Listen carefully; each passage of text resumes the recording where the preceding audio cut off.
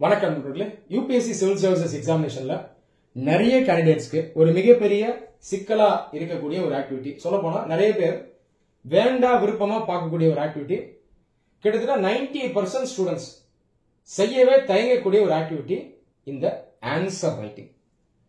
ஒரு டீச்சரா என்னுடைய எக்ஸ்பீரியன்ஸ்ல பல வருடங்கள் நிறைய ஸ்டூடெண்ட்ஸை நான் சந்திச்சிருக்கேன், சொல்லி கொடுத்துருக்கேன், அவங்களுடைய டவுட்ஸை கிளாரிஃபை பண்ணிருக்கேன்.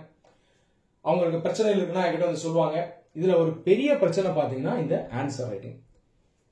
நிறைய ஸ்டூடெண்ட்ஸ் அவங்க கேட்கிற கேள்வி, இந்த ஆன்சர் ரைட்டிங்கை நாங்க ப்ரிப்பரேஷன்ல எப்ப ஸ்டார்ட் பண்ணணும், எப்ப முடிக்கணும், பிரிலிம்ஸ்ல இருந்து மெயின்ஸ் எக்ஸாமினேஷன் நோக்கி போகும்போது இந்த ஆன்சர் ரைட்டிங் இதை நாங்க எப்படி கிராஜுவலா ப்ரொசீட் பண்ணி போகணும், இதை சொல்லுங்க அப்படின்னு அவங்க என்கிட்ட பல முறை கேட்டிருக்காங்க. இதை இந்த வீடியோல சிம்பிளா அவங்களுக்கு எக்ஸ்பிளைன் பண்றேன்.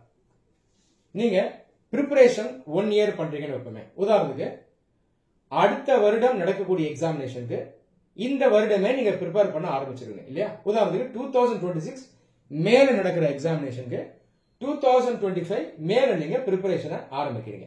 அப்ப நமக்கு 12 மாசம் இருக்கு இல்லையா? 12 months.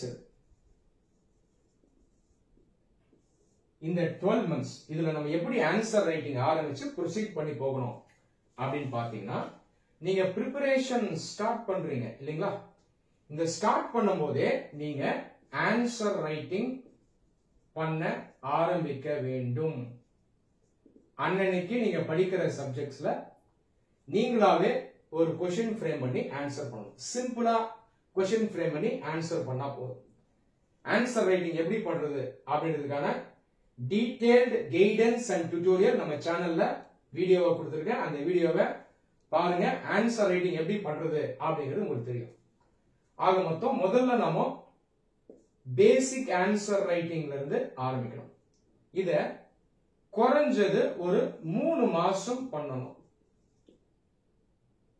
அட்லீஸ்ட் 2 months ஆகுது பண்ணணும். 2 to 3 months அப்படின்னு வச்சுக்கலாம். இந்த 2 to 3 monthsல நீங்க ஆன்சர் ரைட்டிங்ல நல்லா ஸ்ட்ராங் ஆகணும். எடுத்த உடனே நீங்க ப்ரீவியஸ் இயர் கொஸ்டினை சால்வ் பண்ண நினைக்க கூடாது. அந்த மாதிரி யாராலையும் செய்ய முடியாது. ப்ரீவியஸ் இயர் கொஸ்டின்ஸை எப்ப நீங்க சால்வ் பண்ணணும்னா செகண்ட் ஸ்டேஜ்ல பண்ணணும். ஆஃப்டர் 3 months இதுலதான் ப்ரீவியஸ் இயர் கொஸ்டின்ஸை நீங்க சால்வ் பண்ணணும். காரணம் என்னன்னா, எடுத்த உடனே உங்களுக்கு அந்த அளவுக்கு நாலேஜ் இருக்காது, ப்ரீவியஸ் இயர் கொஸ்டினை சால்வ் பண்ண முடியாது. அதனால சிம்பிள் ஸ்ட்ரெயிட் ஃபார்வர்ட் கொஸ்டின்ஸ்க்கு நீங்க ஆன்சர் பண்ணிட்டு ஸ்கில்லை வளர்த்துட்டு 3 மாசத்துக்கு அப்புறம் ப்ரீவியஸ் இயர் கொஸ்டினை சால்வ் பண்ணணும். அந்த நேரத்தில் நமக்கு நாலேஜ் ஓரளவுக்கு ஸ்ட்ராங்கா இருக்கும். அது இல்லாம நம்ம ஓரளவுக்கு படிச்சது நல்லா ரிவைஸும் பண்ணிருப்போம். இதை ஒரு 3 months பண்ணுவோம். இப்ப என்ன ஆயிடும்னா 6 மாசம் ஆகும். 6 months முடிஞ்சிடும். இதை பண்ணிட்டாலே ஆல்மோஸ்ட் நீங்க ஆக்சுவல் மெயின்ஸ் எக்ஸாமினேஷனுக்கு ரெடி ஆயிடுவீங்க. இப்ப மிச்சம் 6 மாசம் இருக்கும். இதுல நீங்க ஃபுல் டைம் பிரிலிம்ஸ் ப்ரிப்பரேஷன்ல இறங்கிடலாம். சோ இது ஃபர்ஸ்ட் 2 stages. தேர்ட் ஸ்டேஜ் என்னன்னு பாத்தீங்கன்னா, பிரிலிம்ஸ் எக்ஸாமை எழுதி கிளியர் பண்ணிட்டு அதுக்கப்புறம் மெயின்ஸ் டெஸ்ட் சீரீஸை நீங்க அட்டெண்ட் பண்ணணும்.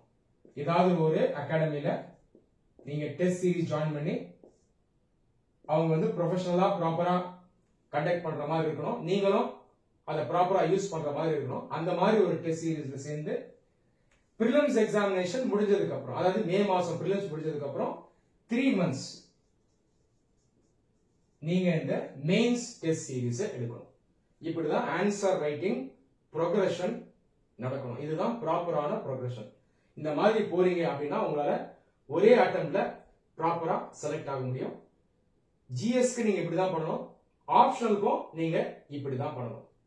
முதல்ல பேசிக் ஆன்சர் ரைட்டிங், அதுக்கப்புறம் ப்ரீவியஸ் இயர் கொஸ்டின் சால்விங், அதுக்கப்புறம் பிரிலிம்ஸ் எக்ஸாமினேஷன் முடிச்சதுக்கு அப்புறம் மெயின்ஸ் டெஸ்ட் சீரீஸ்.